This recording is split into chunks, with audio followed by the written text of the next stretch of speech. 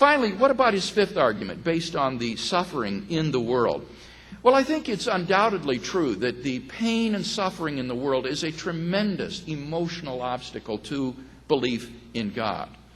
But that doesn't mean that this is a good intellectual argument against belief in God. I'm persuaded after much reflection on this problem that as difficult as pain and suffering might make it emotionally to believe in God, intellectually, the atheist is really shouldering an enormous burden of proof here which he cannot successfully sustain.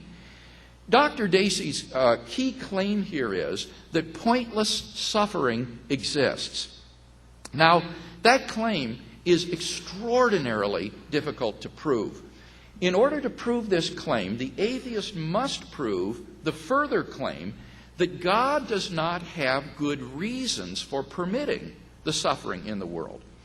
But how could the atheist possibly know that? When some incident of suffering enters into our lives, how could the atheist possibly know that God does not have a morally adequate reason for permitting it? Well, Dr. Dacey is aware of this problem, and so he gives a further argument to show that God cannot have good reasons for permitting suffering. But the problem is that both of the premises of that argument are pretty clearly false.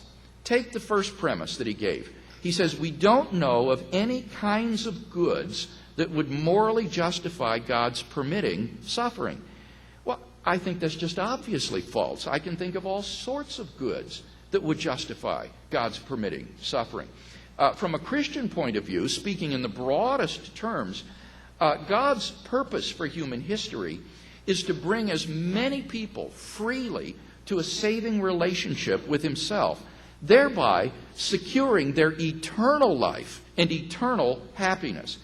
And I think it's not at all improbable that only in a world pervaded by natural and moral suffering would the maximum number of people freely come to know God and His salvation. So to carry his argument, Dr. Dacey would have to show that there is a possible world that God could create which has less suffering than the actual world, but has an equal amount of the knowledge of God and His salvation. And that's just pure speculation. But that's not all. The second premise, I think, is also wholly implausible. That premise says that if there were goods that justify God's permitting suffering, then we would know what they are. Well, I don't think that's true. The atheist seems to presuppose that if God has good reasons for permitting suffering in our lives, then He's somehow obliged to tell us what they are.